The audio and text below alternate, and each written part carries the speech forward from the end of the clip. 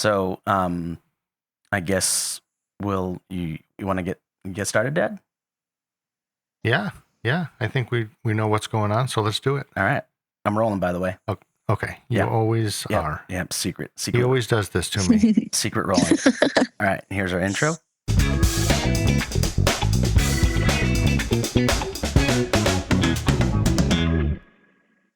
All right. Welcome to my dad's movie podcast. I'm Mick Johnson. I'm the dad. And along with me, as usual, my son, Tabor Johnson. How's it going, everybody? Good to be back. So tonight we're going to be talking about Greta Gerwig and a couple of her movies, Barbie and Little Women. And we have a special guest on tonight, all the way from, you're in Provo, I believe, Clara Miller. Yep. Hello. Hi. Thanks for joining us. Yeah. Yeah. Happy to be here. So Clara, I believe, I talked to my son, Alec, who is down there in film school, and he knows you, and he recommended talking to you on the podcast. Mm-hmm. And he described you as an experimental director, which really, really intrigued me. I thought, okay, well, I got to talk to this person. Yeah. That's awesome that he described me that way. I actually, haven't been doing experimental stuff for very long. I've really just started this year. But I think since Alec is a little bit new to the program, that's all he's seen from me. Oh, okay. And I'm like, and I love to see it. So I've just been doing like experimental docs every now and then I'm working on like a bigger, advanced film project for BYU. That's more of like avant-garde type style, and it's fiction. So yeah. Okay. So what does experimental mean? I think to me it means a little bit more abstract than a typical narrative. Okay. So I really enjoy making things on the fly, specifically with docs. So like the more recent ones that I've done have just been, about me. And I did one called The Ghost of Me, and it was essentially just me filming a bunch of different clips of my bedroom and of my old journals and of myself and, little things that I have in my room. And I kind of compiled them all together and superimposed them all together under like a quick little line that said, I went through my old journals yesterday and it felt like mourning my old self.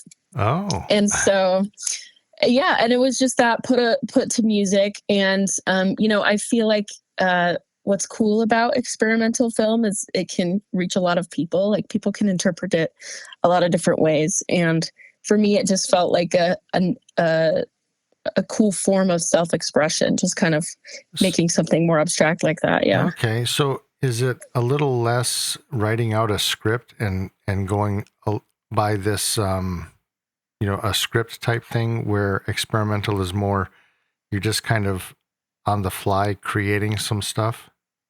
Yeah, that's kind of what I've been doing. Yeah, I just have a little idea and then I kind of just go from there and make it on the fly. Okay. Oh, that's cool. You can still be experimental and still have a script. It's just usually it's outside the box. It's not something that you would typically think of when you think of a movie. Like sometimes it doesn't have like a full on movie structure, like a beginning, middle, and end. Mm-hmm. Sometimes it's just a lot of French New Wave was experimental with a lot of the editing techniques that they did. Okay.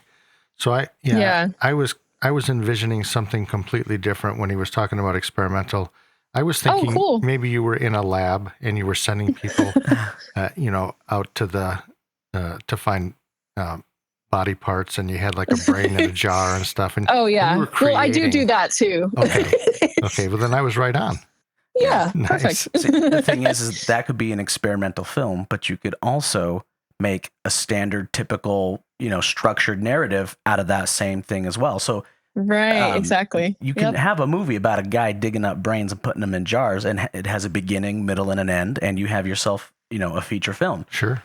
But, maybe call it Frankenstein. Ooh, has someone already done that? I've never heard of it. Okay.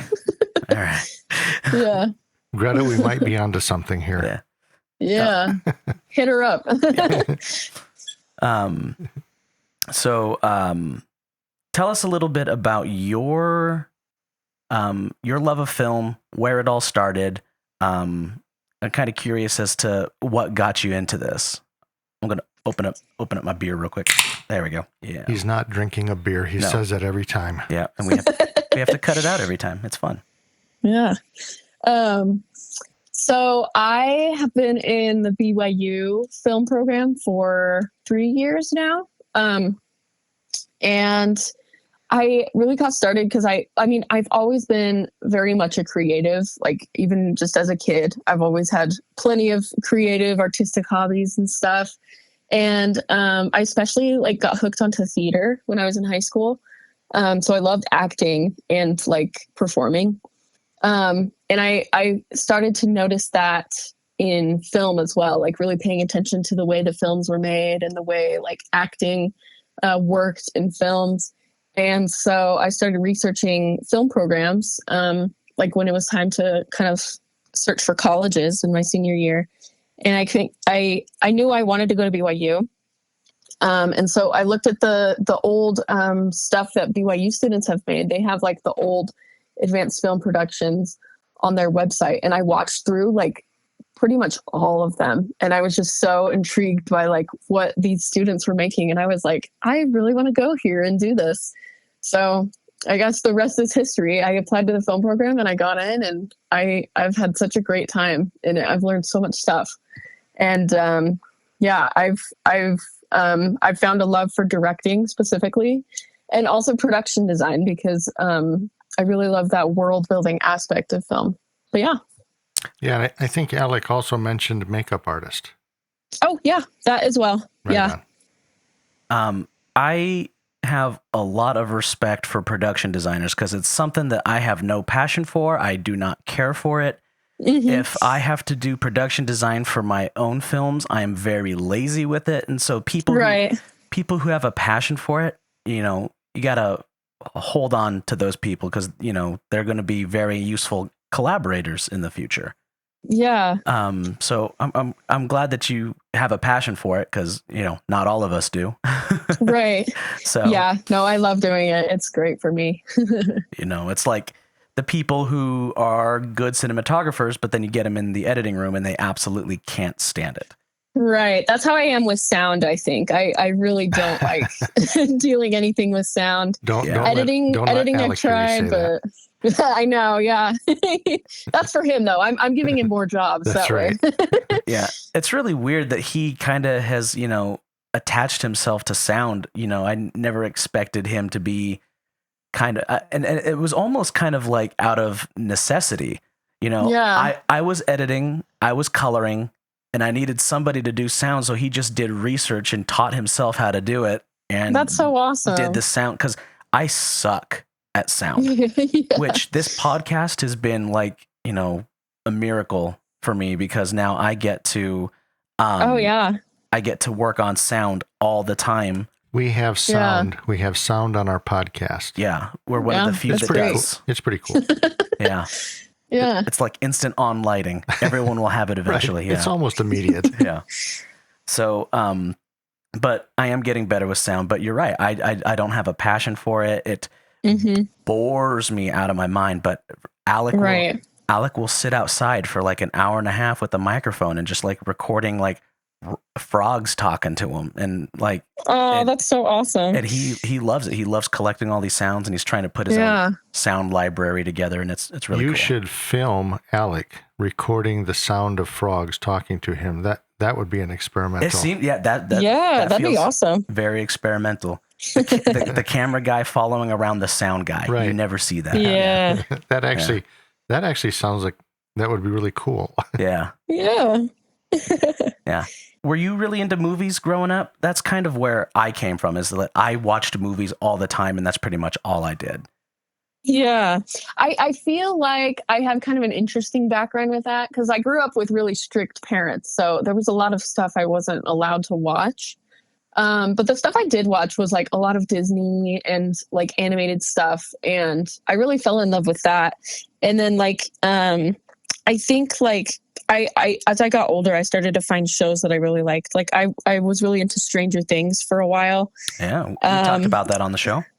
Yeah, that's awesome. Yeah, so I think that show specifically definitely captivated me with like the special effects and like the way they use the camera and lighting and like the yeah, just like the special effects makeup as well. Like it was really intriguing to me. So I think it was kind of a slow burn for me, but I've always been, even though I wasn't like able to watch a lot of things as a kid, I still like really gravitated towards the film, like film in general, I think. Okay. So you like the Duffer Brothers? Yeah. Awesome. Yeah. I love Stranger Things. I think that show is it's incredible. I love it. Mm-hmm. Yeah. When did you start picking up the camera? Like, did you do that when you got to school, or was there times before you were like, oh, I don't have to, do this at school. I can start doing this now. You hear about Spielberg, picking up his dad's Super 8 camera and filming his own movies. Did you do any stuff like that? I think I did, honestly. Like, I think even as like a young kid, like 7 or 8, my family always had a video camera that they filmed little just like home videos on, and so I would always be begging to use it and just film my brother and make silly videos with my brother. And then once I got to middle school, I got a school iPad that had iMovie on it, and that was a game changer. Yeah. You can start editing stuff now.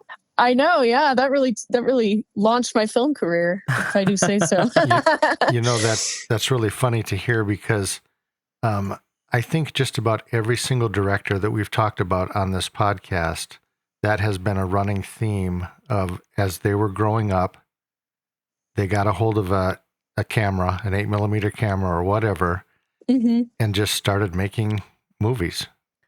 Every single one of them, that's been something they've done. Yeah. And now we have these little kids who are interested in making movies, and they can just, wait till their mom and dad set down their phone for just 10 minutes, and then they can pick it up and turn on the camera and go start filming their own movies. There's cameras in everybody's pockets now.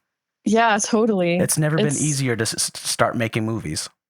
Yeah, it's so cool. Like I remember once my family got like a family iPad, like I was doing so much on that thing. I was begging my mom to like unlock it so I could edit my stuff in iMovie and stuff. And, I was making the corny little movie trailers and all of that type thing. So cool. I think it's been a part of my life for a while. I feel like that's awesome. So I love hearing that. You are still in the program at BYU, correct? You haven't graduated? Yeah, I have one semester left, and then I'll be good. Man, you're close. Dang. You're almost done. Yep, I am. Home stretch. Nice. So what are the plans after graduation? Where would you like to be going or doing? Yeah, so I'll probably stay in Provo for a year or two just to kind of save money and work on what I can over here. Because I still have a good amount of network here as well. Okay. But after that, I hope to move to Atlanta and try and get into television there. But it's all kind of up in the air still. I think LA could also be an option. Like I think doing some research would be good. Unfortunately, I probably I don't see myself moving back to where my family is from, which is Ohio, because there's not really anything film related there. Yeah. But I'll try to find somewhere close. We'll see. Right on. But yeah, I'm thinking I'm going to go for production design jobs mainly, and then just kind of do some directing on the side and see if I can get a leg up in that as well. I'm guessing that Greta Gerwig will probably listen to this podcast. I'm assuming she will. Yeah. And once she hears about you, you'll probably get a phone call. Oh, you're so right. Yeah, I'm pretty optimistic. Right on. Yeah, we all are. Yeah. But, it's smart that you have production design and you're also a director. So that means if you're not getting director's gigs, you're getting production design gigs. You always have something going on. You're always working. Yeah. Mm-hmm. I think that's incredible that Alec is. He said that his film professor and one of his buddies, they have a joke about how the minute a sound guy graduates, that he immediately has a job. Yeah. Like that's how it works for the sound guys, is that there's such a huge demand for that. Yeah. And so I would imagine that there's a huge demand for production designers too, because everybody wants to be a director. Yeah. And you know, when everyone's like, oh, you know, I want to make movies, it's always, I want to be a director. It's never, oh, I want to be a production designer.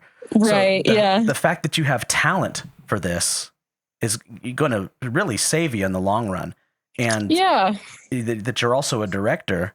So that's perfect. And so you can work on your director projects while you're doing production design, and maybe write a little something and self-fund something eventually. I mean, that's kind of what I'm probably going to end up doing, is just working on my first feature and self-funding it myself. But you know, I'm not lucky like you and Alec, where you guys have something useful that you also have in your back pocket. Like, all I do is direct. So if I don't get a director's gig, that's, you know, I don't have anything.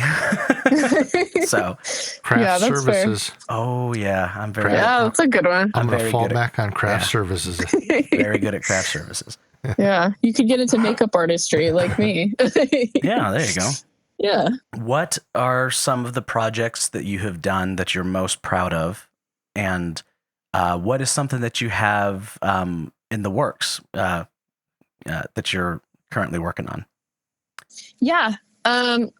So I'd say the projects I've done that I'm most proud of. I mean, I did an autobiographical documentary, I think, like a year and a half ago for the first level documentary class. And it was really fun to do. And I'm still very proud of it because I filmed everything myself. I was the subject of the documentary. I wrote the narration myself. It just it was a lot of love and a lot of time and work. And it felt very true to me because it was an autobiographical film. So it's called My True Colors. And I'd say that's one of the things I'm most proud of. And then just this past fall semester, I got hired to do production design for BYU Vocal Point. I did their Wicked medley. So I built a giant clock for them, and I decorated Glinda's room. And that was also a really fun moment for me because I learned a lot of new things. It was my first paid production design gig, and it was just really fun to work on. So yeah. And then what I have in the works right now, I know last episode, you guys interviewed Matt, right? Yes. Yeah. So he's actually the DP for my film I'm directing, Flowers. And okay, so hold on 1 second. So when Alec was sending me information about you, he sent me the word flowers.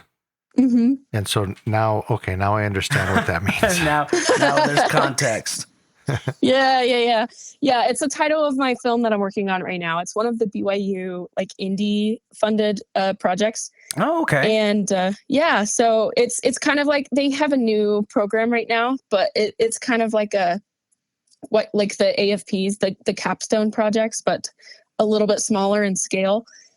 And so it basically is pretty much it's like an experimental avant-garde type fiction film following the life of this girl named Rose. And it's all just very quick snapshots of important moments in her life, accompanied by flowers to kind of show that flowers are present in a lot of significant moments in our lives.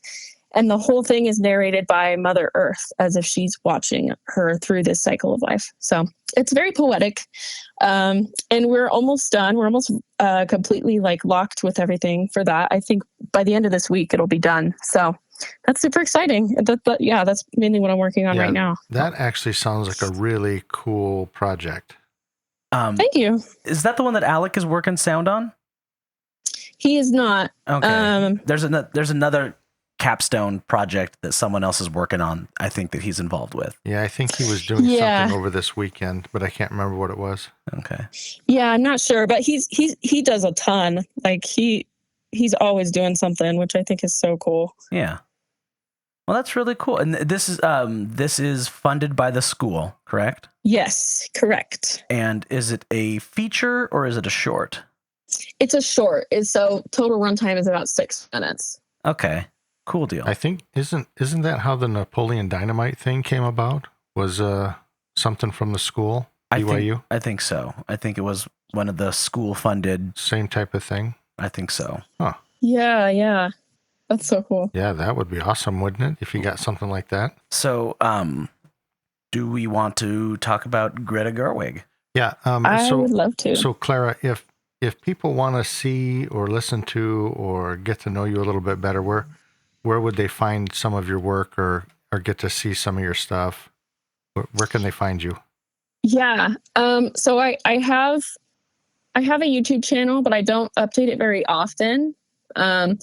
I also have an Instagram account, which is probably where you would find most of my work. It's at Clara Films on Instagram. At Clara Films. Yep. At Instagram. At Instagram. Okay. I'll look that up real quick. Okay. All right. Here we go. So yeah, let's talk about Greta Gerwig. Yeah. She was one I think that you picked. You wanted to talk about Greta Gerwig. Mm-hmm. And I thought that was cool. She was on my list, but I wasn't sure when I was going to end up doing her. And I knew that, in fact, what's funny is I was talking to my wife and she was like, man, you really need to have more females on the show. And you need to talk about some female directors and stuff. And I'm like, I know, I got to find them. Yeah. And then you popped up and let's talk about Greta Gerwig. And here we go. So that was pretty cool. That was good timing. Yeah. That's awesome. Yeah. I think she was one of the ones that we picked pretty early on, right? Yeah. When we were getting a list of directors that we wanted to talk about. I think Greta Gerwig was one of the first few that we selected, and then we just hadn't got around to recording her episode yet. So I'm glad that we're finally getting to do that. I had not seen a Greta Gerwig movie until the Barbie movie came out. Yeah. And my family did Barbenheimer. Oh, love. Yeah. So we went and saw Barbie, and then we went and saw Oppenheimer directly after. So yeah, that's so fun. Yeah, that was quite the experience. Yeah, I bet. it was a lot of fun seeing those two movies in one day. But I was really blown away by the Barbie movie. I freaking loved it. And I am someone, so I am very notorious with not watching foreign films. People are always like, you got to see this. I'm like, oh, okay. And then people will sit me down and watch foreign films. And then I'll be like, oh, that was absolutely incredible. And I kind of feel like I am the same way with films that are directed by women. And it's not, it's, that didn't sound very good. I know. That's why I want to clear this up a little bit. That it's like a subconscious thing. It's like, you know, a movie that's directed by a woman. I'm like, well, then it's going to be for women, and I'm not going to relate to that. And then I sat down and watched Barbie and watched Little Women, and I found tons of stuff to relate to, and they were both very enjoyable movies.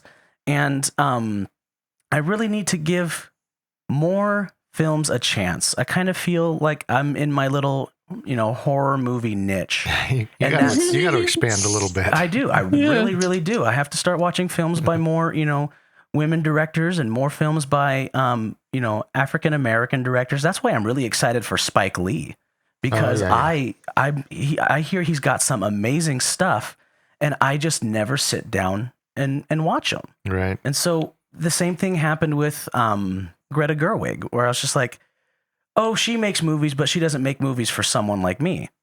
And then I watched them, and they were awesome. They were so freaking good. And was not expecting. I knew going into this that I liked Barbie, and so watching it again, I had a fun time with it. I was not expecting to like Little Women, and it was so freaking good. It was, I mean, it was like watching a play. Yeah. And I have the same feelings with plays where I'm always like, okay, I'm going to go see this play and blah, blah, blah. It's going to suck. And then I walk away from the play absolutely enjoying it. So I just got to open my mind. I'm just a freaking bum. Well, you know what I don't like is, for some reason I can't get into cartoon movies. Oh yeah. So I don't have that barrier. Yeah. I can watch cartoon stuff and be just fine. But what you're, experiencing with cartoons, right? I feel the same way for for foreign films. I'm just so cartoon movies, and I struggle with movies where animals, if it's about an animal and they talk and stuff like that. I don't know, for some reason I don't like stuff like that. And then if you've got a cartoon about an animal that's talking, it's like, I'm not watching that. Yeah. There's no way. Yeah. Yeah, so you would hate Rover Dangerfield. Yes. I don't even like the name of it. It's just Rodney Dangerfield playing a dog, and it's a cartoon. That's all it is. That's so funny. All right, so what movie should we talk about first? Well, we're going to talk about... we got to talk about Greta Gerwig. Slow your roll. I know. So Greta Celeste Gerwig, born August 4th, 1983 in Sacramento, California. She's an American, says actress, screenwriter, and film director. Her parents, Christine Gerwig, she is an OB-GYN nurse, and Father Gordon Gerwig, a credit union small business loan officer. It's kind of an interesting pair. Sometimes a lot of these directors just kind of come from where you'd least expect it, huh? Just an ordinary family. Yeah. Right. Not Rob Reiner, of course. I mean, his dad was a director and actor, but everyone else, we just start from humble beginnings. Right. Yeah. So what do you know about Greta Gerwig, Clara? What do you like about her? Why did you want to talk about her? I just really love her work and like her overall artistic vision in a lot of her films. And I think she has such a like friendly way of directing. Like I remember watching behind the scenes of her directing Lady Bird and seeing the way she like talked to Saoirse Ronan and like, was kind of on the fly. She would like there's a specific scene in Lady Bird where they're just kind of running through a field and goofing off, and she's just kind of yelling at them from the side, like, turn this way, turn that way, like run around. Okay, now give him a kiss, like stuff like that. Right. That's just like really like fosters kind of a really fun, creative environment that I really like. And I really just overall, I love how she puts importance on portraying the relationships between women, whether that's like mother or daughter or sisters or just friends. I find that like really valuable in her work. And it's something I don't see a lot in other work. So I was thinking about Greta Gerwig while we were watching this, and trying to find like reoccurring themes. And, you're really right that a lot of the reoccurring themes are the relationships between women. And then I was trying to find other themes, and I couldn't find things that were consistent between the two movies that I watched.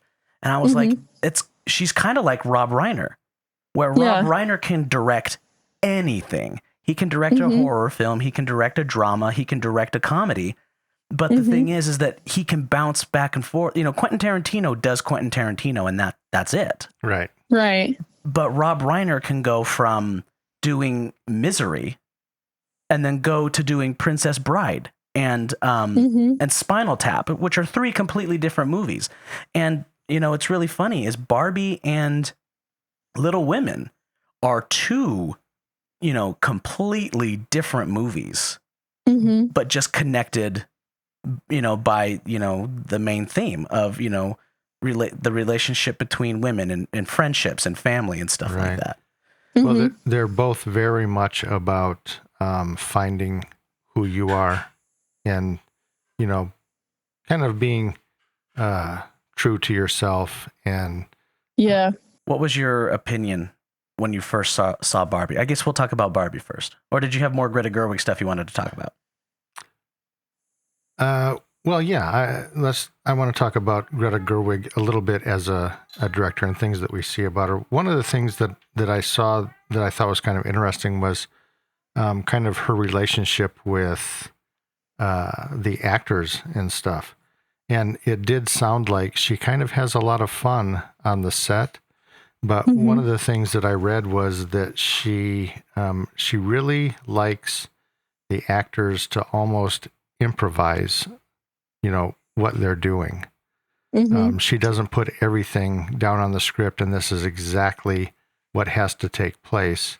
I read that she kind of likes them to explore a little bit and improvise some things, and so I thought that was kind of a good way to let actors, be good actors.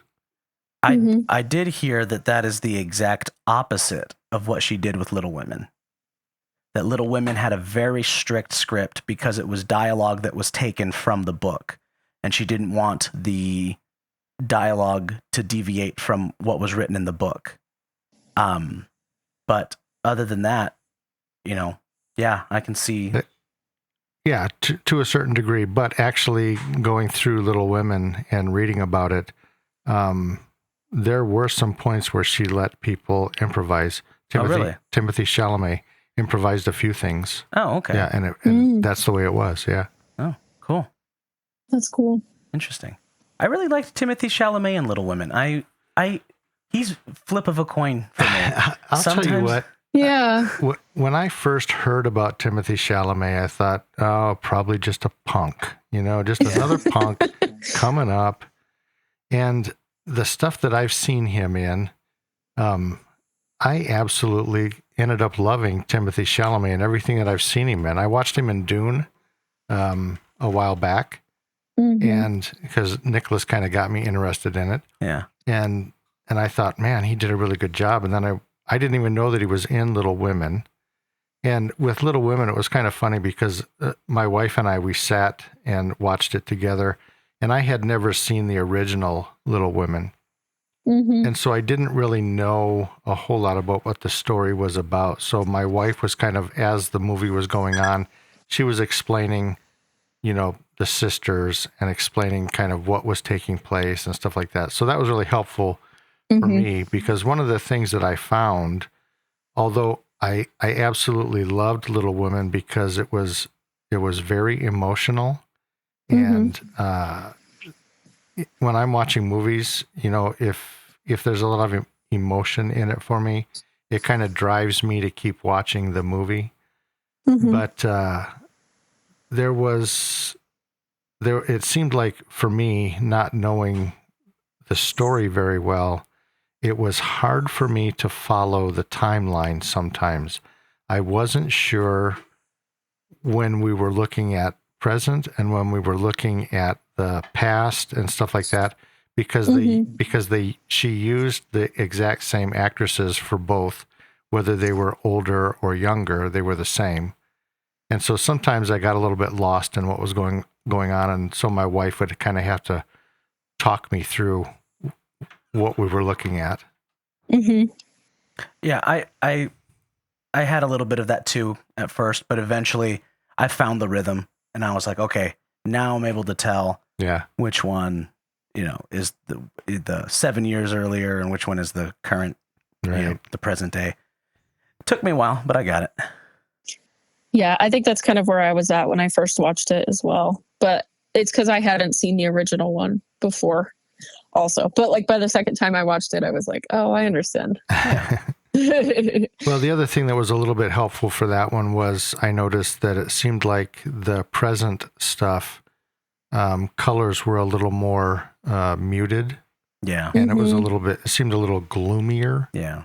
And then when they would, go back, everything was just really bright, even though the actresses to me seemed like the same age because, they used the same actress, because the scenery was so much brighter, I was able to pick up, okay, so they're thinking back right now, or they're going backwards.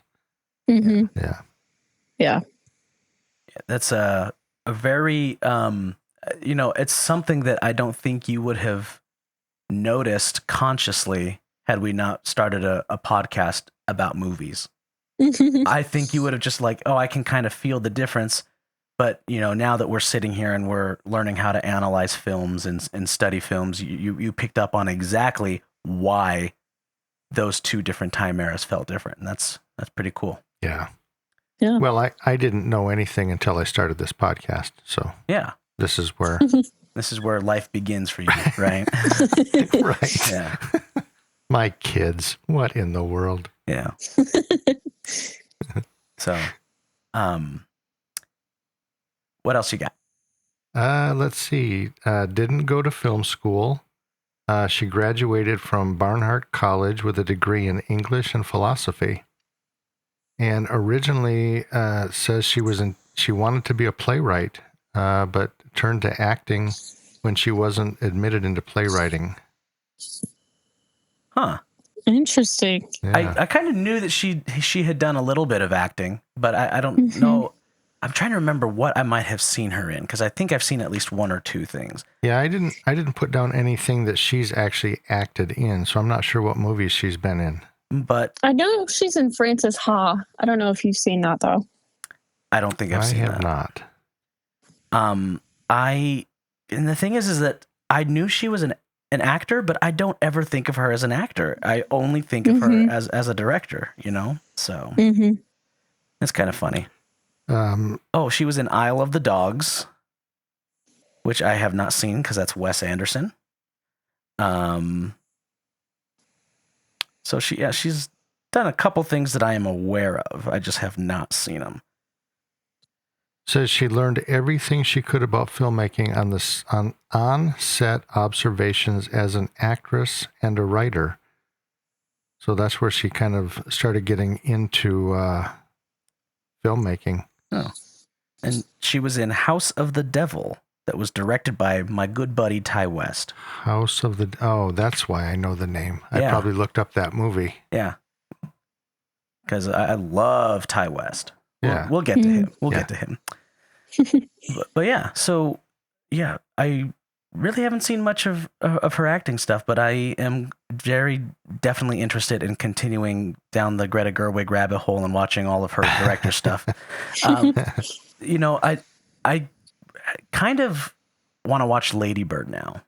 I did also. After I watched Little Women and I started reading about Lady Bird and some of the actresses that came over from Lady Bird into Little Women, I thought, oh yeah, I'd like to see that now. Yeah, I'm gonna have to give that one a watch. It's been on my list a couple times, and then someone will say, "Nah, it wasn't that good," and so then I'll take it off the list.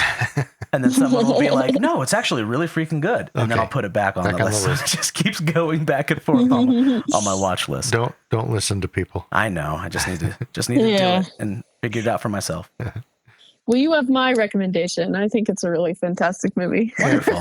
And it's back on the list. It's back on the list. Yep. Yeah. That's awesome. I'll do it. I'll watch it for real this time. So let's talk about Little Women first, and then cool. Finish up with Barbie. Okay. Right on. So I started watching Little Women today. Usually the second film, I always watch it the day of because I just run out of time. I'm working so much. Right.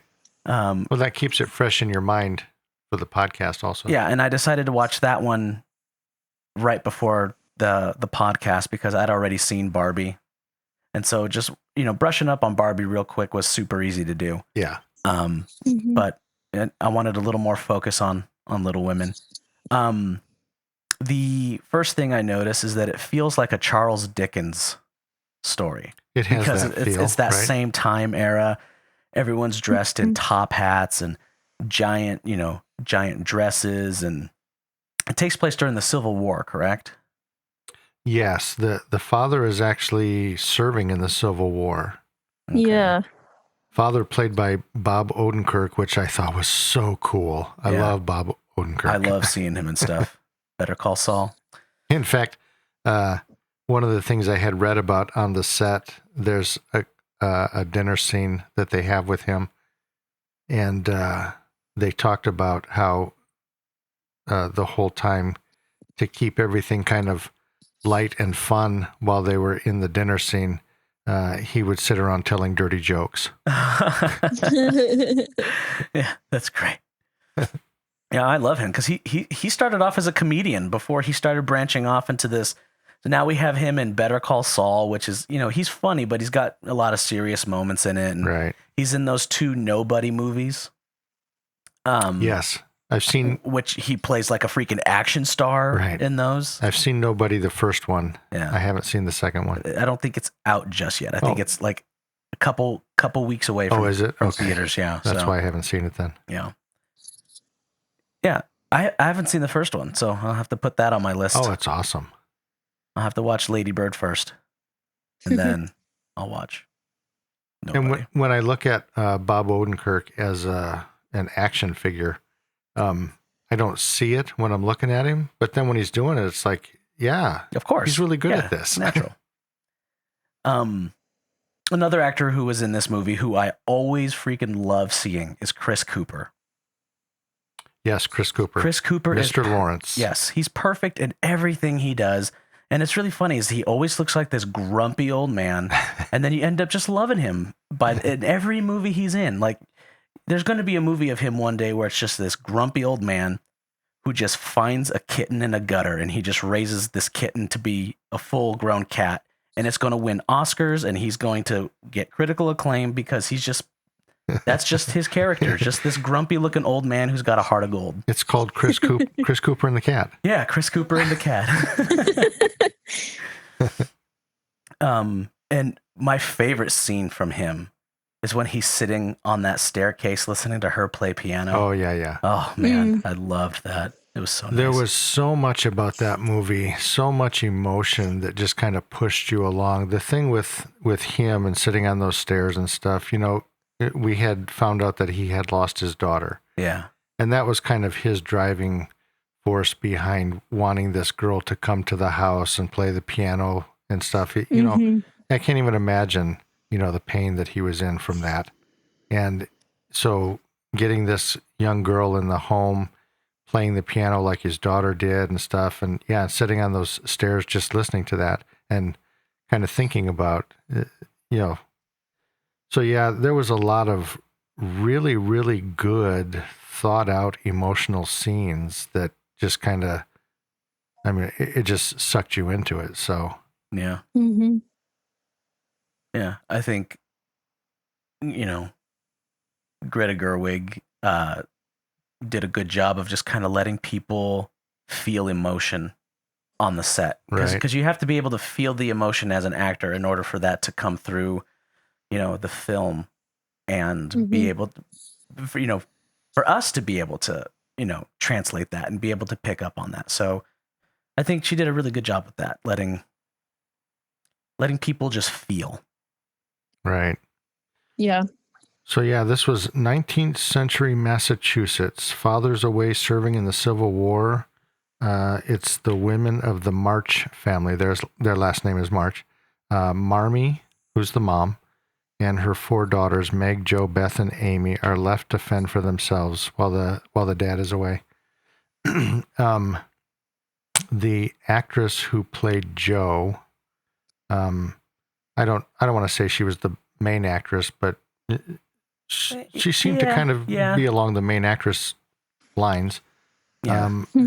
I don't even know how to pronounce this. Saoirse? Saoirse? Yeah. Ronan. Saoirse. Okay, Saoirse Ronan. I had read that she was in Lady Bird, right? Yep. Mm-hmm. And that when she found out that Greta Gerwig was looking at the adaptation and writing this, she sent an email to Greta saying, "I'm going to be Jo." Yeah. And I guess Greta's reaction was, well, I don't know. Let me, I may have some other people in mind. Oh, really? But then when she thought about it, she thought, this is exactly what Joe would do. She would just say, I'm Joe. Be Joe. Yeah. And so then she sent back an email. Okay. Yes, you're Joe. I love that. That's awesome. Out of the 4 sisters, Clara. Yeah. Who is the actor that you are, or actress? I say actor, and I mean everybody. I just think of that scene from Once Upon a Time in Hollywood where that little girl says, I say actor and not actress because the word actress is nonsensical. But of the 4, who are you always most excited to see in something?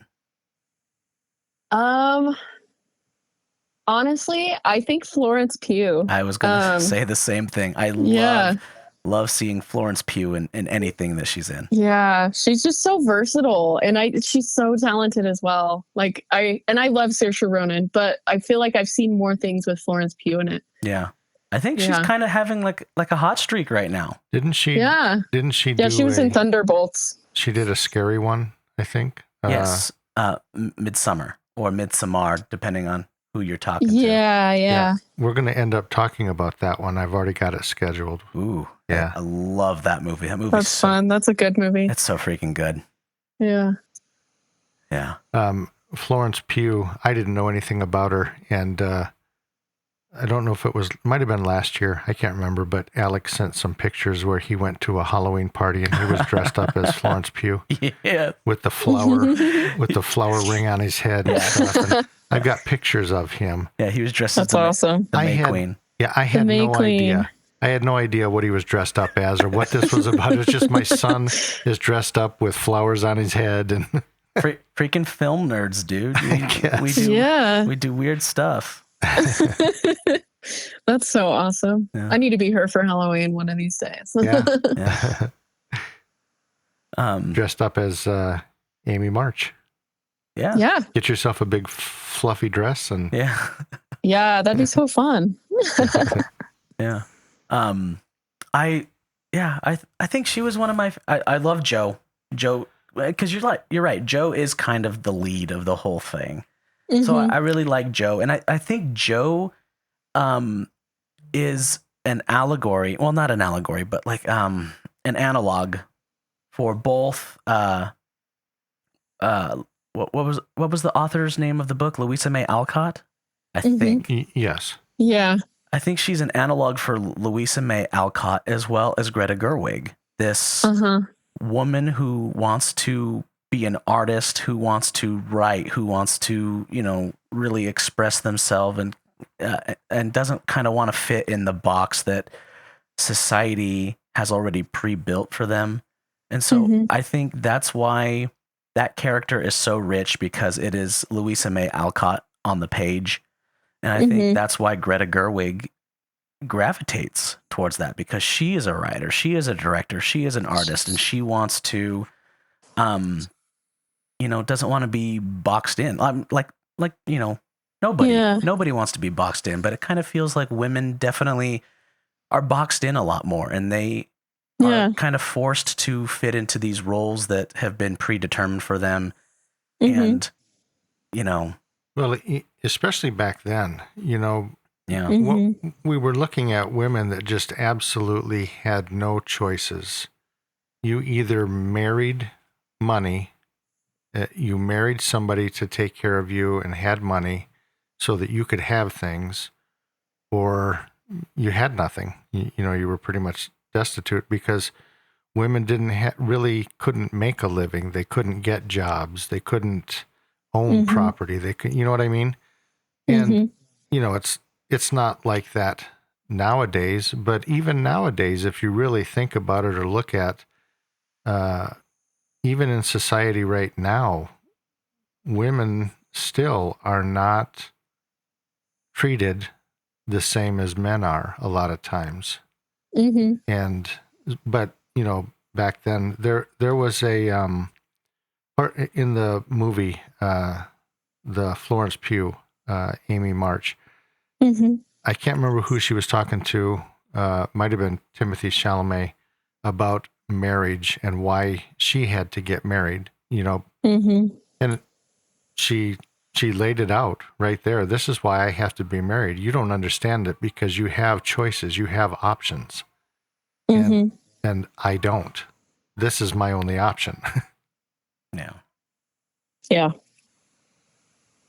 How do you feel when you watch this movie? We're two men talking about what women got going on. Let's hear what. I remember watching it and I just felt very like it felt very real to me, I think, because I grew up with two younger sisters, and I feel like Little Women does a great job of portraying female sister relationships in a very dynamic way. Like, it's not all sunshine and rainbows. Like, it's not all them being supportive of each other and always like being there for each other. Like, sometimes there's rough patches, and I think there's fighting. But there's fighting, there's rough patches, and there's conflict, and there's like the societal pressures that they kind of face and all of these sort of things. But I think at the end of the day, like, you can see the love that they have for each other, and you can see the way they grow and mature into their own people.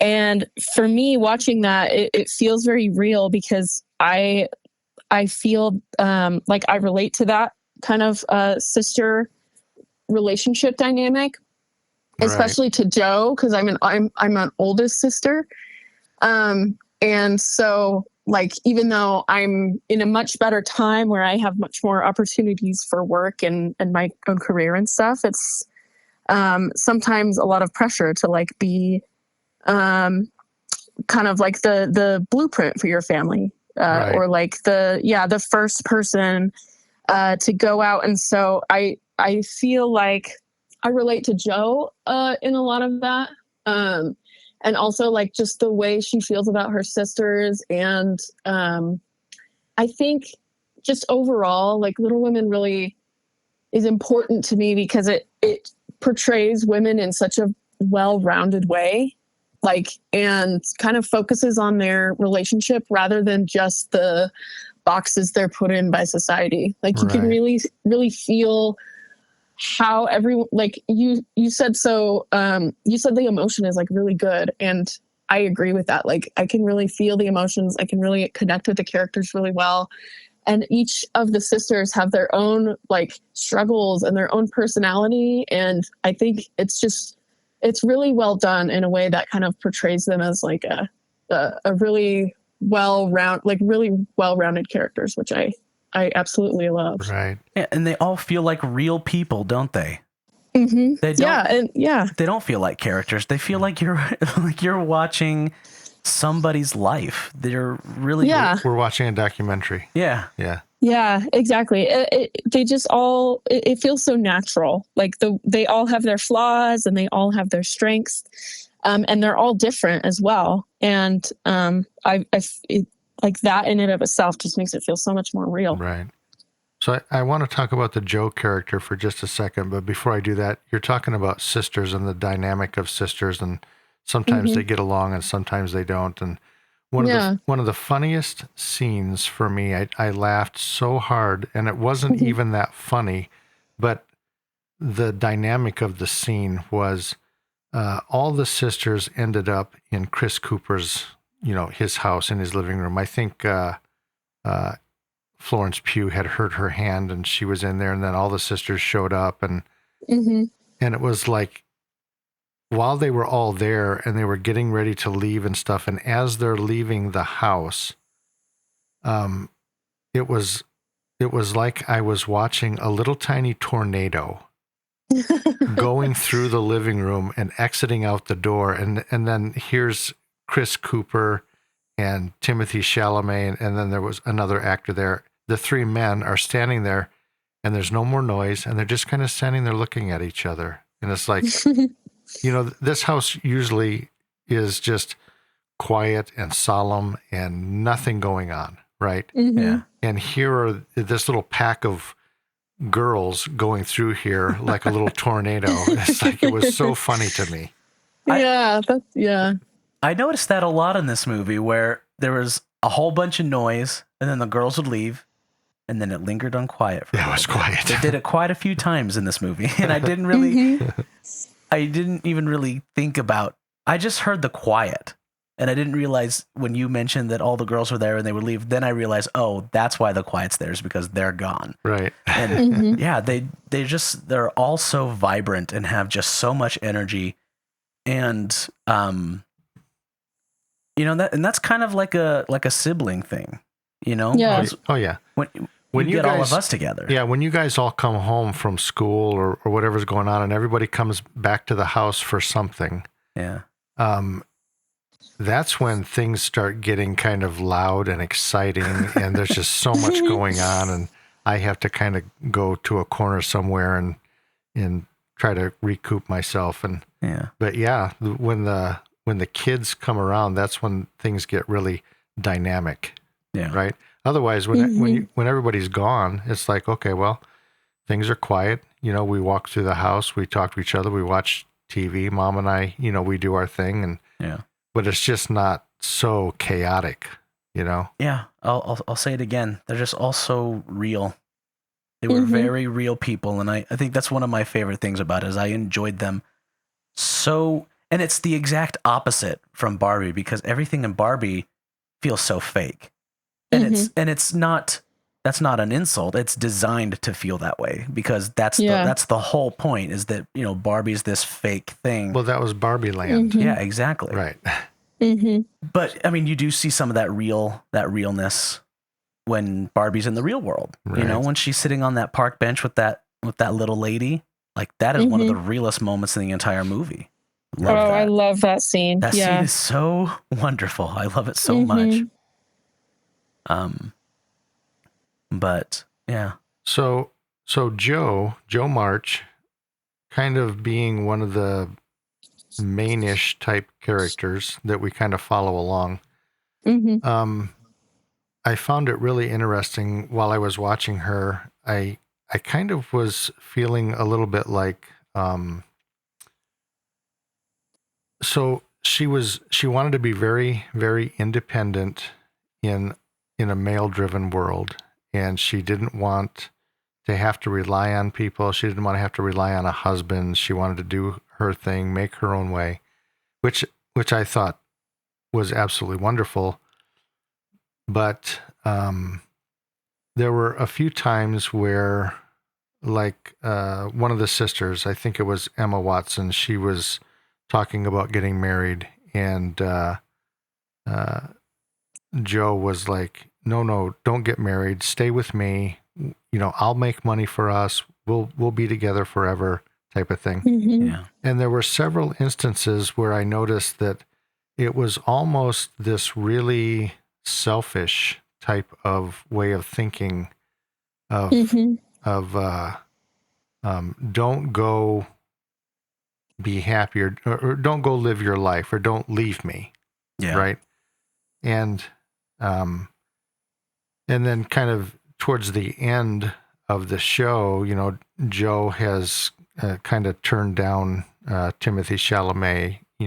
He asked to get married, and anyways, she rejects him. It wouldn't work out. And then, so when everybody, towards the end of the show, when everybody is kind of gone now, and she's kind of there with her mom, and I think her dad was there, and she's kind of left there, and her sisters have kind of gone, and they're doing their thing. They're making their lives. They're getting married.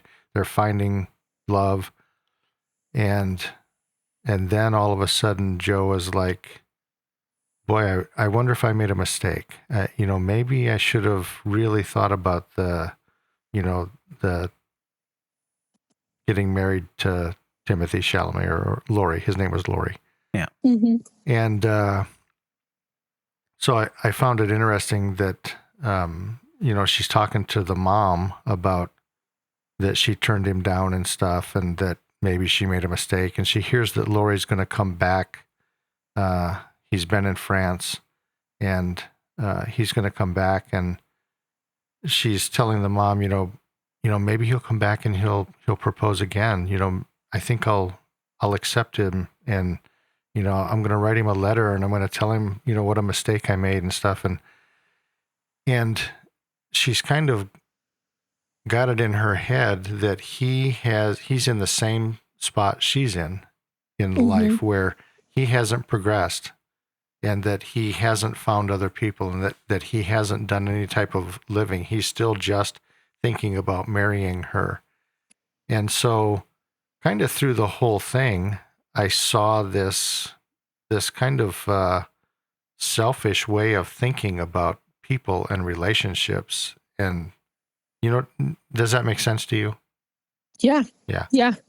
I think I agree with that. And of course, Definitely. he did find love. He found the sister and ended up marrying her and stuff. And so, yeah, I don't know that the Jo character, I loved the character and I loved her fieriness and her independence and stuff. But I thought it was really kind of cool that they made her that way, that they made her kind of a little bit self-centered, a little bit selfish about the way that she thought about herself and everybody around her. Well, I mean, that's human. Yeah. That's real life. That's how, people actually think and behave. And I mean, I kind of see a little bit of, myself in Jo. There's lots of things that I do that in retrospect, I'm kind of like, oh, that was a little selfish. I was kind of just thinking about myself and not thinking about others. And so, yeah, it's like one of the realest moments of the movie. Yeah. Yeah. I think I agree. I think it makes her more human and like relatable as a character, like, or dynamic and complicated. Like, I think, and I think it gives her somewhere to go by the end of the film. Like, we see that character development.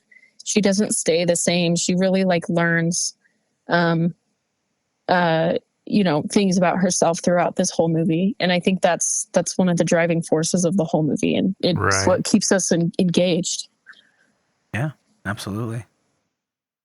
Yeah. And keeps you entertained. I can't tell you enough of just how attached I was to all these characters, because there was times it kind of felt like I was in the room with them and they were kind of like my friends and family. And, it's like when you're watching a TV show for 8 years and all of a sudden the TV show ends.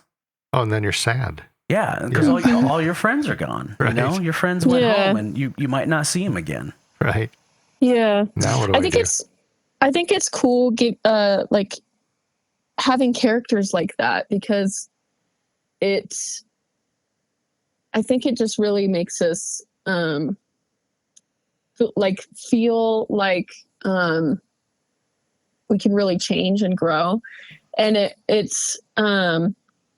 also like gives us something to think about. Like it makes us think about the character decisions that they're making, about the events that are happening to them, instead of it just being straightforward, like, oh, she was the right one in this situation. It's kind of more morally gray sometimes. And I think that's really interesting to engage with. Right. Well, and it was kind of cool. I mean, you're seeing somebody who's making mistakes in life and kind of regretting them and then learning from them, like you said. Yeah. Yeah. Who doesn't have regrets, right? I got a big shoebox full of them. I keep under my bed. Yeah. So all the sisters, I liked all the characters. This was something I thought was really cool. All the sisters had a certain color scheme for their dresses. And where did I see that? Meg's is lavender and green. Jo is red and indigo. Beth is pink and brown. Amy is light blue. And then the mother, Marmee, her dresses were combinations of those colors. Okay. Which I thought was really neat. That's awesome. Yeah. Yeah. Got a little piece of all of her daughters in there. Right. Costume wise. Yeah. Yeah. Costume design is something that is very, very overlooked. Not so much in period pieces like Little Women, but like in modern films, because you're just seeing people wear modern clothes, but you don't realize how in movies how much thought goes into all of this. Oh yeah. Yeah. The costume designer, it had said that she had made several duplicate costume pieces for Joe and Lori because she wanted to make it seem like the characters were sharing clothing between them. So, and I don't know exactly what that means, but it sounds like if you look at the costumes that they're wearing, they're almost interchangeable type of thing. Huh. Yeah. I'll have to go back That's and so take a look cool. at that. Yeah, I don't know. Yeah. Yeah. That's interesting. Huh. I one thing I found about Greta Gerwig is she really has such an intuitive use of color. Like she uses color in such a great way, I think. Oh yeah. In all of her films. You especially see it in Barbie. Holy Yeah, mackerel. exactly. Yeah. Mm-hmm. Yeah. Which is like the most drastic example. Mm-hmm. You know, a better film critic would be able to spot the intricacies of Little Women. You know, Barbie's just so in your face, you can see it immediately. Right. But I'd have to sit down and look at Little Women again and kind of really focus on color. Mm-hmm.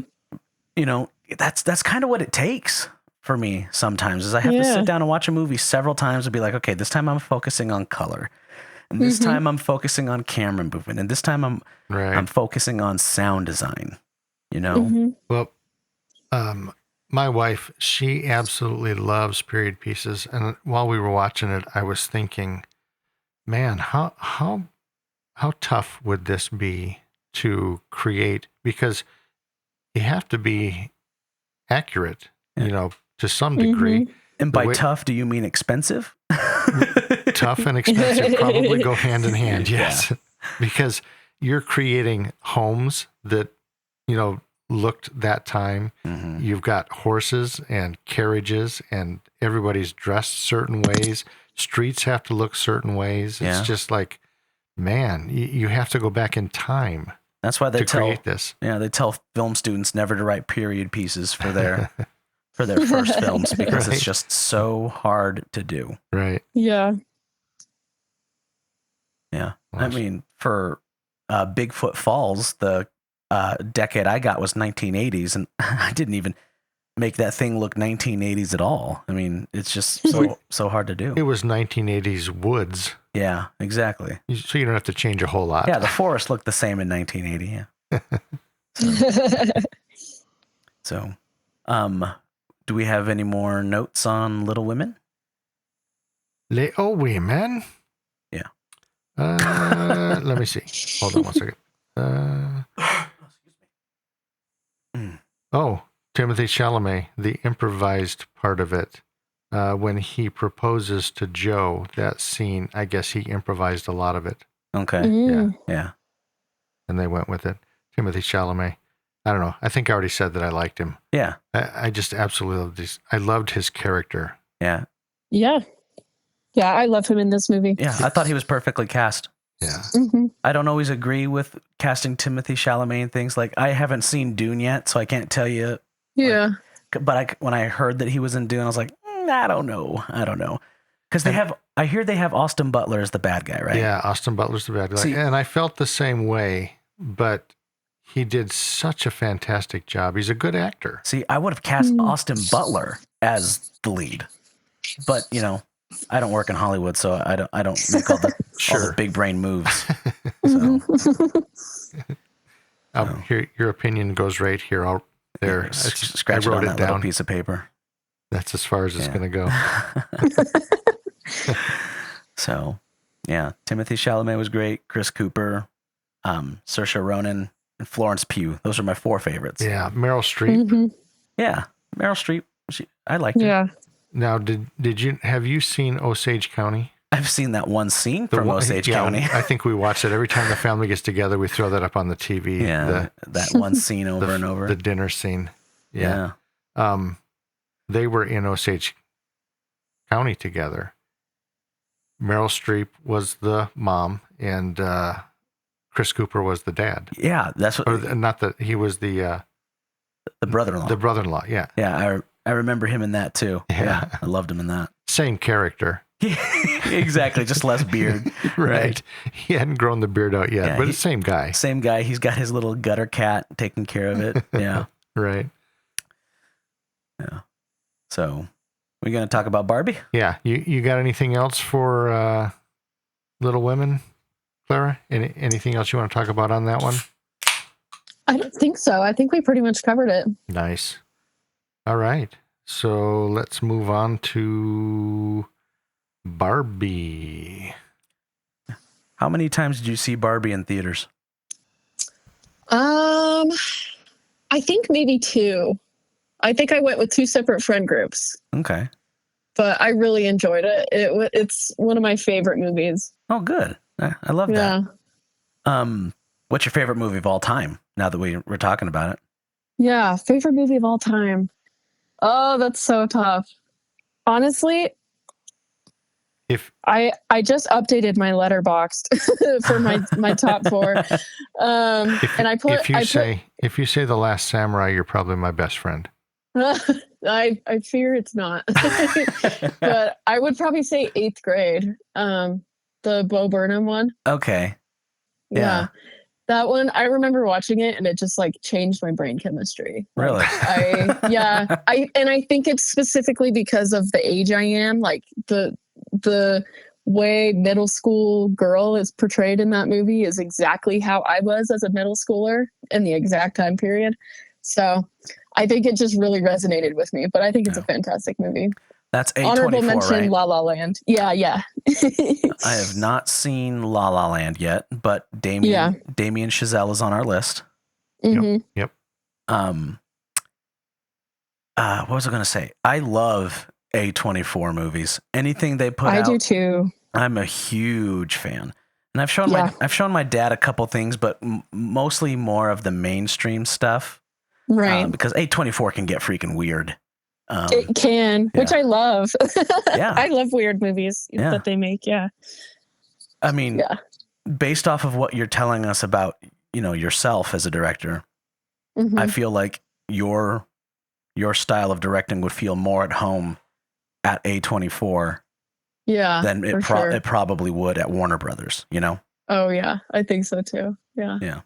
So, did you see Everything Everywhere All at Once? I did, and I love that movie. Oh, see, that's the one that I saw in theaters at least 10 times. Yeah. I absolutely love Everything Everywhere All at Once. Yeah, it's fantastic. Oh yeah. So, 8th grade, I'll put that. Yes. I'll put that on my list. Because I love A24 movies, so I'll be watching. Yeah. I'll watch a ton of those. Yeah, it's a good one. I think Lisa and I we went to the theaters twice to see Barbie. And then I think we bought it, and I think we've probably watched it 6 times since then. Nice. That's so awesome. Yeah. Yeah, so the only time I saw it in theaters was during Barbenheimer. And then the second time I watched it was last night at work. That's awesome. Yeah. On your phone? Yeah. I'm glad I got to see it on a screen first, though. Yeah, on a big screen. Right. Yeah. Yeah, I did not get that luxury with Little Women. I watched part of Little Women on my phone and part of it on the TV, and you can really see the film grain when you watch it on the TV. It looks so nice, yeah. It looks very pretty. Anyway, speaking of looking pretty, Barbie. Yes, Ryan Gosling. Yeah, right. What a perfect casting decision to put him as Ken. That was literally the most perfect casting in the world. Yeah. He was so great. Every time he's on screen, I just laugh my head off. He was absolutely and there's that scene that has kind of become like a meme on the internet where he's doing that laugh. Yeah. That's awesome. Yeah, he was so funny in that movie. Yeah. I think he did such a good job. So comparing Barbie to Little Women, do you guys kind of see the same type of theme of where people are just trying to find out who they are? And you know what I mean? Oh yeah, absolutely. Yeah, totally. you know, I kind of feel like Jo has kind of always been searching for herself, but Barbie's story is kind of more of like, you know, she's content for a long time and wasn't searching for who she really was. And then all of a sudden, then, you know. Well, she's been living in this matriarchal society in Barbie land, right? Yeah. It's just about Barbie. Yeah. Right? Everything's perfect. Yeah. And so then, you know, just one day she just wakes up and now she needs more. She needs to find herself. And that's, I think, I really appreciate the you see the same themes in Little Women that you do in Barbie, but I kind of feel like Barbie is more bombastic with it and kind of hits you over the head with the point. I kind of think that one, I think it needs to, because I think that there's a lot of men out there who just don't get it. Yeah. But you know, let's be honest. The men who don't get it, they're not going out to see Barbie. They heard something about it. They heard something about it on Facebook. They already decided they're not going to go watch it. They're going to throw their little tantrums at home and never see the Barbie movie. But it really does a perfect job of emulating what women are going through in this world, and someone who is like me, who is not perfect, but I want to get better.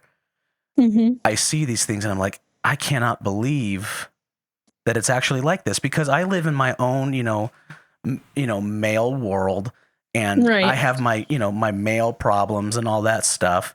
And I don't really see what is happening with women unless it's like right on the news, or like I sat down with a bunch of female friends at work, and they were talking about how they are nonstop getting harassed by these guys that work on the floor, and all these things that they were saying. And I was like, I thought that was just stuff that was in movies. I didn't think that, people really said that stuff to women. Stuff like that really happened. Yeah. Right. Yeah. And all these, like these three women that I was talking to, they're like, no, this happens all the time. And I was like, right. I can't believe that's real.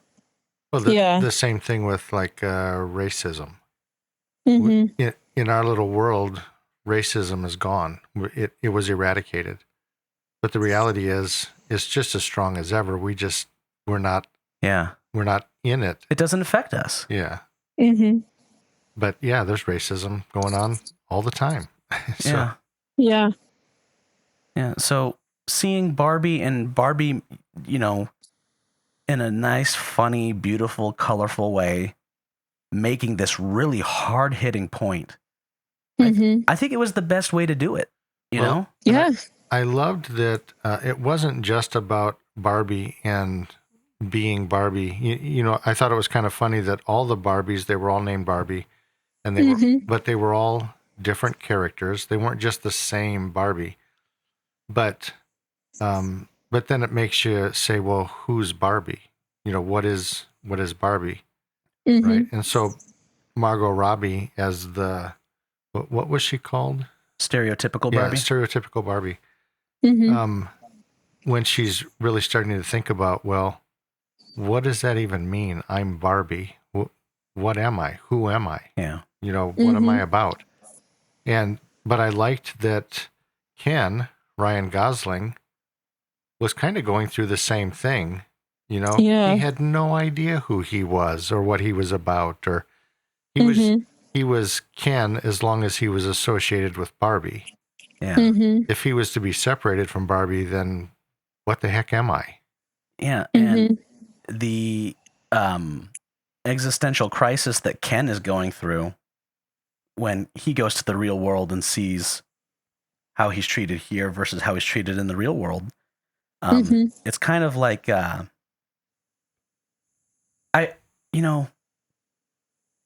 hope I'm interpreting this correctly, that the Kens in Barbie world are treated the way that women are treated in the real world. No. It's like Yeah. a role. It's a reversal. That's exactly right. Yeah. Yeah.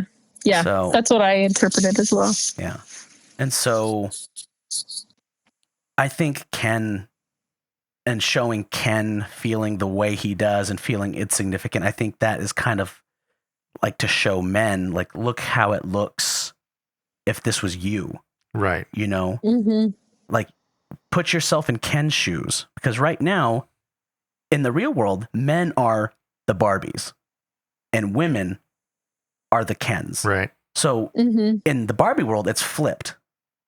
And Mhm. so I think Ken was handled perfectly. I think it's to kind of show, you know, I think this movie was designed more, I don't know, I could be wrong. I think this movie was designed for men more than it was for women. I think You guys need to wake up. yeah, I think women watched Barbie and they were like, we have been trying to tell you. Yeah. And men are watching Barbie going, wait, this is how it's been the whole time, you know? Right. Yeah. Right. So I also Yeah. liked that that the Ken character, Ryan Gosling, even though he was kind of going through kind of this trying to find himself type of thing, I liked also that men aren't men are stupid. yeah. I think if I'm just going to boil it right down to something, I think a lot of times men are just stupid. Yeah. And I'll women, they're attached emotionally, and a lot of times men are not to things. And so even when he was trying to figure out himself, they still went about it in a way like it was almost like he was just kind of bebopping along. And Mhm. when he would discover something, oh, that's cool. And then he would bebop to the next thing, Yeah. right? When I thought it was hilarious when I found out that patriarchy wasn't about horses. I lost interest. There it is, right there. Yep. That's the men mentality. Yeah. That line always kills me. And then the scene where he's playing, they're playing guitar on the beach. When I saw that in theaters and I knew that was the song that they started playing, I lost Yeah. my mind. Right. And then So funny. and then the Godfather part, like that felt like that was pointed directly at me. Because I'm always showing people, I was like, you gotta watch The Godfather. We need to watch The Godfather. Right. And so when what is it that Barbie says? Tell them that you haven't seen The Godfather and then have them explain it to you. And I was like, ooh, pointed right at me. Right. Get them talking about themselves. Yeah. Because that's what they want to do. Yeah. Right. What your first theater experience watching Barbie? How did you feel? What were you feeling when you walked out of that theater? I think I just felt so seen. If I'm going to be honest, like I feel like I think I agree with you. Like it feels almost like it was made more for men to be like, you're not getting it Yeah. than for women because for me watching it, I was like, wait, this is so like, I know how this feels. Like, I know like, and this is such an interesting, fun way to like portray it in a film. And I think like the men that I went to see the movie with didn't quite get it like I did. And it was really like eye-opening for me because I think like the movie, it expresses things that I've been meaning to like express to people who don't understand the women experience like for a while. And so coming out of it, it was like I felt so many emotions. I was like, this movie was awesome. Like I loved like from a film major standpoint, I was like the production design is so fun and like the story was so like engaging, but also I was like full of emotion, like because I felt like it, like I just felt very seen by the movie because I think the movie does a really great job of explaining what it feels like to be a woman on a daily basis. And like after seeing that, I was like, yeah, that is how it feels. And I see myself in like so many of these characters like coming out of the theater. And I think I even cried by the end. Like it did, it made me cry. Well, because I it's cried just, also. yeah. It's just, it's so like bittersweet kind of because there's a lot of funny moments and fun moments, but there's also that like heavy emotional, like feelings that you get from the journey that you see Margot Robbie go on, and also America Ferrera. Like, I think overall, I just felt very seen. Like after watching it, I would say. Right. I love that. That scene between Rhea Perlman, who Yeah. plays Ruth, and Margot Robbie, when they're, I can't remember exactly how it goes, but basically she's letting her know that, you know, you can be more than just Barbie. Be whatever right? you want to be. Right. And yeah, that scene was extremely emotional, and it was very much about, it wasn't just about Barbie. She's talking to everybody. Yeah. That you don't have to be labeled. You don't have to be put in a box. You don't have to be what people think you have to be. You can be what you want to be or who you want to be, and it's okay. Yeah. Yeah. Yeah, exactly. And especially that scene where she meets the old woman on the bench, like that really made me burst into tears, because it was just, it's such a tender little moment, and it's so quick in the whole grand scheme of the film, but it's so important because like, I don't know. I mean, in the context, like Barbie, stereotypical Barbie, she's been raised in this very matriarchal society. She's always like seen the potential of women and like the beauty of women, all ages. And she sees that in the real world, in which we don't expect someone to call an old woman beautiful. And she does. And it's just like, so, I don't know. It's such a small moment that means so much to me, because that's how I feel about all the women in my life as well. Whether or not they adhere to typical like physical beauty standards, I find all the women in my life to be beautiful. So, right. Yeah. You know, I think a lot of times when you see somebody like the old lady sitting on the bench, or you see an older person, a lot of times we just see them as just an old person who never had a life. They weren't young. They didn't do the things that we did. They weren't the basketball star. They weren't the opera singer. You know, it's like we forget that these were people who they've just gotten older, but they did all these things. Yeah. Yeah. That'll happen to us one day. Yeah.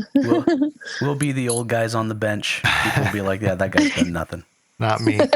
I'm tying a whole bunch of balloons to this house and I'm flying away. There you go. Oh, speaking of another tearjerker right there. Yeah. Yeah. Yeah. Classic. So Ryan Gosling improvised where he says sublime. That wasn't in the script. That's so awesome. And then when he's wearing the 2 pair of sunglasses at the same time. Oh, that was just Ryan Gosling. That's so funny. And you know, when he's so funny. Yeah, when we're talking about Ryan Gosling doing stuff, I can't help but think of one of my sons who is in Hawaii going to school. His name is Nicholas.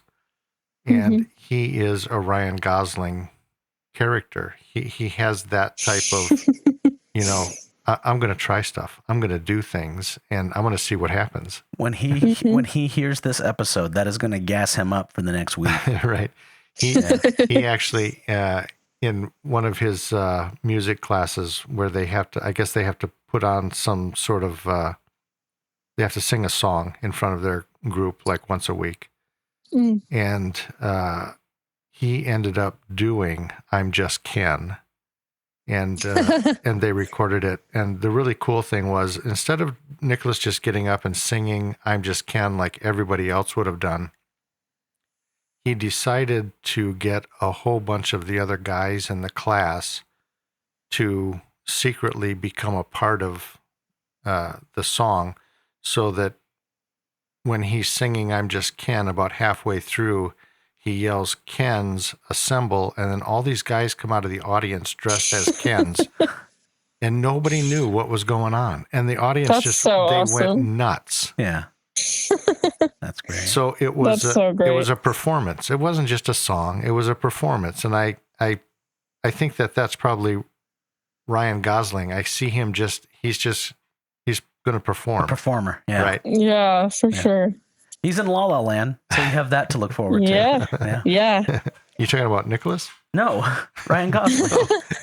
Sometimes I wonder if he's in La La Land. Yeah. Well, yeah, he totally is. So, what is your favorite scene from the Barbie movie? My favorite scene. That's tough. You mentioned the little old lady sitting on the bench. Is that your favorite scene? I think so, honestly. Okay. Yeah. Now that, when I'm thinking about it, that feels like my favorite scene, I think. Yeah. I don't know why. It was just very special to me. I watched it again. Yeah. You know, another thing is I'm an empathetic crier. When I see people cry in movies, I get emotional and I get teared up. So anytime Margot Robbie started crying, of course, I choked up. And right, same. I'm sitting over, a grease fryer frying up tortillas, and I'm just crying into the fryer while watching. Tears into the grease. Yeah, just frying tortillas and crying. Yeah. There we go, crying and frying. I'm gonna get that on a t-shirt. Nice. Yeah. So, do we have anything else we would like to add about Barbie? I don't, not really. I mean, it was a fantastic show, and it's like you, Clara, you just said, it was a lot of fun, and they kept the fun going, but there was a lot of emotion that was all through it. And so I thought it was a nice blend how they did that. And they taught some lessons. Yeah, it taught some lessons, and it was just very well balanced. Like, it felt emotional and fun and silly at the same time, and well paced. And and well paced. And I absolutely love the set design of Barbie Land. Anytime there's colorful, like, practical sets, I'm always obsessed. That was just like cherry on top. Yeah, that's a production designer's dream right there. Right. Exactly. Yeah. There's no green screen, and we'll fill it up, in post. It was all practical. Yeah. So I bet watching all that stuff as a production designer, I bet you were over the moon. Oh, I was, for sure. I was like, this is so cool. Especially since I love pink. Pink is my favorite color. Okay. I have pink hair. Yeah. Oh, nice. Yeah. Yeah.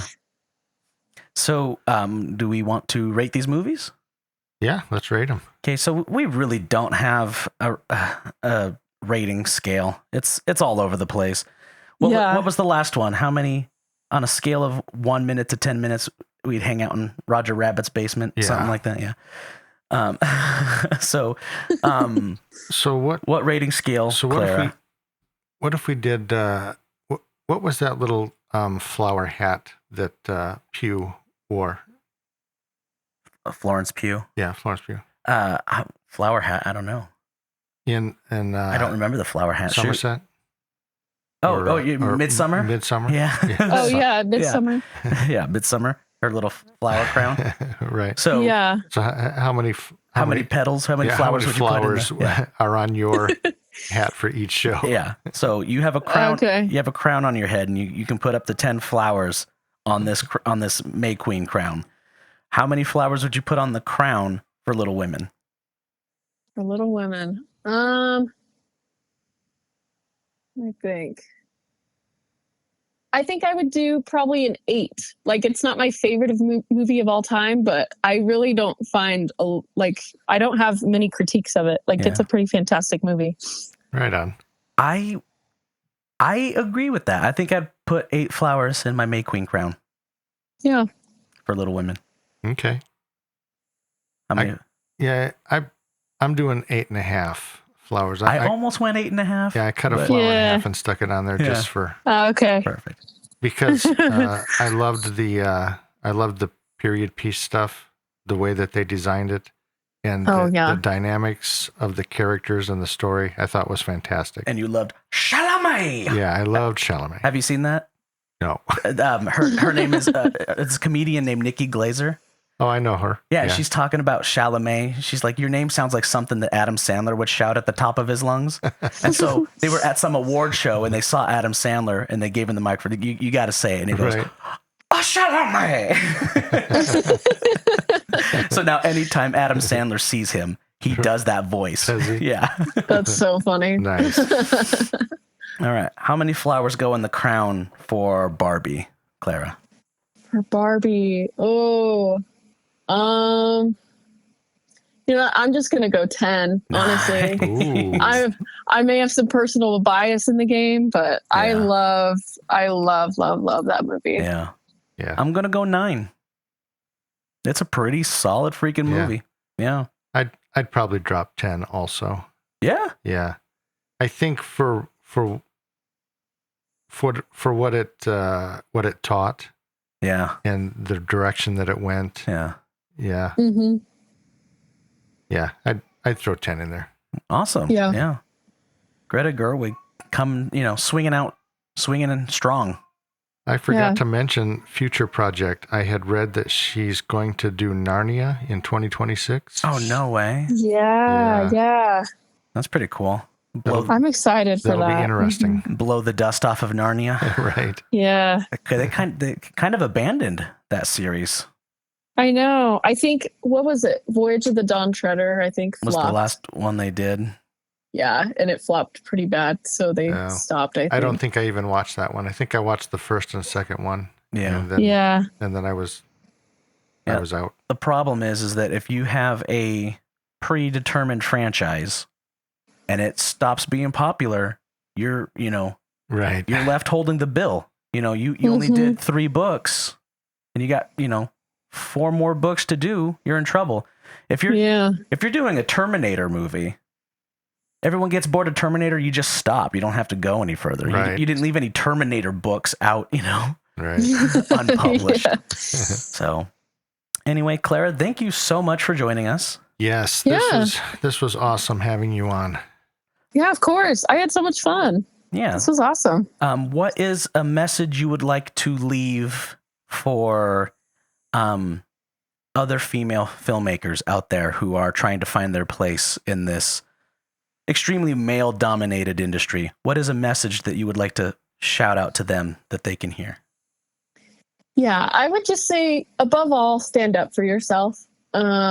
Because, even while I'm still in film school, I found people trying to put me in a box and, discourage me from pursuing other roles that I'm interested in. And when I was younger, that would start to get to me. But I think it's so important to just stand up for yourself and be true to what you want. And sometimes it's going to be hard. And some people have their biases, but, if you call them out on it and if you stand up for yourself and, push through that, I think there's so much you can accomplish. That's my main message, I think. Nice. That was a good message. Wonderful. Yeah, thank you so much for joining us. And, feel free to come back on the show anytime. Yeah. We'd love to have you back again. I'm speaking for my dad here, but we both wish you tons of success. Oh, thank you. And, Greta Gerwig, she's going to be calling. Yeah. I got a feeling. Yeah. Yeah. Manifesting. Fingers crossed. Yeah, That's right. keep Yeah. being experimental. Don't give up on your vision. Yeah. And, Thank you. I really appreciate that. Yeah. Thanks for listening to My Dad's Movie Podcast. We had a lot of fun creating it, and we hope you enjoyed it. For more content, please check us out at Facebook and YouTube at My Dad's Movie Podcast. And always, if you'd like to help support us, please check out our Patreon at My Dad's Movie Podcast. Thanks for listening, everybody.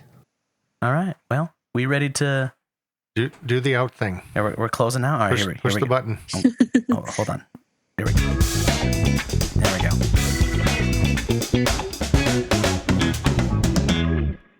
And we're gone. Yeah. All right. All right. Awesome. Thanks, Clara. This was great. Yeah. Thank you so much for having me. This was so fun. All right. We'll see you next time. Tell all your friends. Yeah, definitely Yeah, tell I all your will. friends. Tell all your friends. Oh, totally. I will. Trust. All right. See you Okay. later.